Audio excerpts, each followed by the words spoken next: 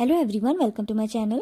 आज की इस वीडियो में मैं आपको आर्म होल की परफेक्ट कटिंग बताऊंगी स्लीव्स के साथ, जिससे जो हमारे बगल में झोल आ जाता है कई बार वो नहीं आएगा।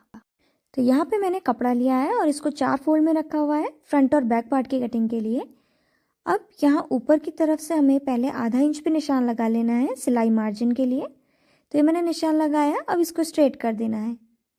अब यहाँ फोल्डेड वाली साइड से अंदर को हमें शोल्डर्स के लिए निशान लगाना है, यानी कि तीरा के लिए। तो ये जो कुर्ती है इसका बैक नेक ज़्यादा डीप नहीं है, तो मैं इसमें नॉर्मल शोल्डर्स ले रही हूँ। तो मेरे मेजरमेंट में शोल्डर्स है 6.5 इंच के, तो यहाँ पे मैंने 6.5 इंच पे निशान लगाया। अब यहाँ से नीचे को हमें आर्म होल के लिए निशान लगाना है। तो जितना हम शोल्डर यानी कि तीरा लेते हैं लगभग उतना ही हम आर्म होल भी लेते हैं। तो आर्म होल के लिए भी मैं 6.5 इंच पे निशान लगा रही हूँ और इसको ऊपर स्ट्रेट लाइन से हमने ज्वाइन कर देना है।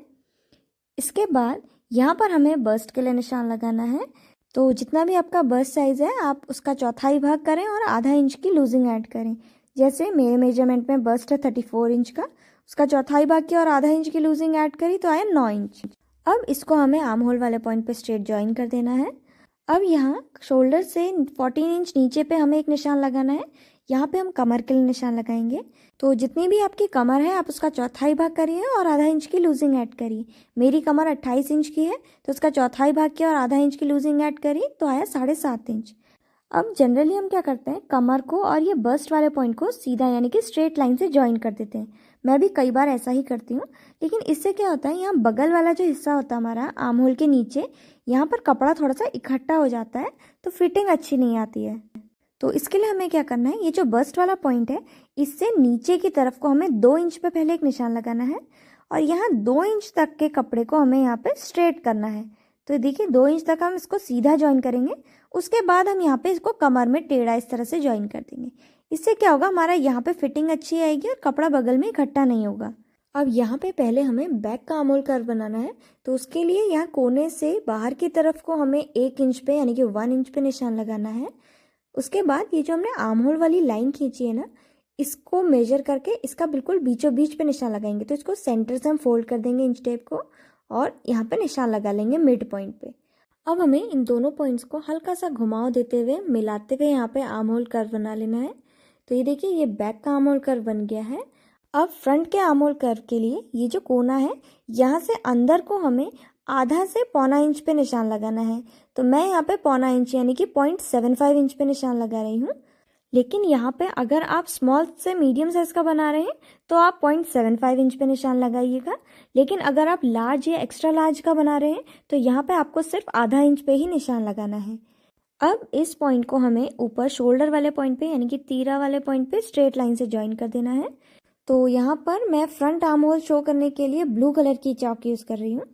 अब इस कोने से बाहर की तरफ को हमें वापस से 1 इंच पे यानी कि 1 इंच पे निशान लगाना है और ये जो आर्म होल वाली लाइन है इसका बिल्कुल बीचों बीच पे निशान लगाना है। तो इंच टेप को सेंटर से फोल्ड किया और यहाँ पे निशान लगा लिया।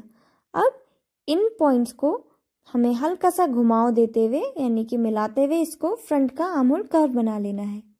तो ये जो ब्लू चॉक से है अंदर की तरफ को ये फ्रंट आर्म होल कर्व है और ये पिंक कलर की चॉक से हमारा बैक का आर्म होल कर्व है। अब हमें यहाँ साइड में 1.5 से 2 इंच का मार्जिन ले लेना है और नीचे तक इसमें निशान लगा लेना है। अब यहाँ फोल्डेड वाली साइड से अंदर को 3 इंच पे मैं नेक विड्थ के लिए निशान लगा रही हूँ और ये जो आर्म होल वाली लाइन है इसमें ऊपर से आधा इंच नीचे पे हम एक निशान लगाएंगे और इसको यहाँ नेक विड्थ वाले पॉइंट पे स्ट्रेट लाइन से ज्वाइन कर देना है। ये हमारा शोल्डर स्लोप है और इसमें भी हम आधा इंच का मार्जिन ले लेंगे सिलाई के लिए ऊपर को। और ये शोल्डर को आधा इंच का डाउन करना बहुत ज़रूरी है।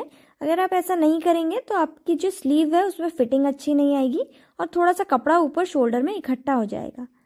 अब सेम मार्किंग के ऊपर ही हमें इसकी कटिंग करनी है। तो पहले हम बैक का आर्म होल कर्व कट करेंगे। तो ये मैंने यहाँ पे बैक के आर्म होल कर्व की कटिंग करी। अब इसमें से हमें जो अंदर वाला पार्ट है उसको एक को हटा लेना है और दूसरे को वापस ऐसे ही रखते हुए हमें इसके बाद अब हम फ्रंट के आर्म होल कर्व की कटिंग करेंगे। तो ये देखिए ये फ्रंट की कटिंग हो गई है। तो ये फ्रंट और बैक पार्ट के आर्म होल की कटिंग हो चुकी है। अब हमें स्लीव्स की कटिंग करनी है। तो उसके लिए मैंने सिंपल 2 पार्ट में कपड़े को लिया है क्योंकि मैं सिर्फ एक ही साइड की स्लीव कट कर रही हूँ। अब स्लीव की लेंथ आपको जितनी भी चाहिए उससे 2 इंच ज़्यादा लीजिए। अब यहाँ फोल्डेड वाली साइड से अंदर को हमें स्लीव के आर्म होल के लिए निशान लगाना है।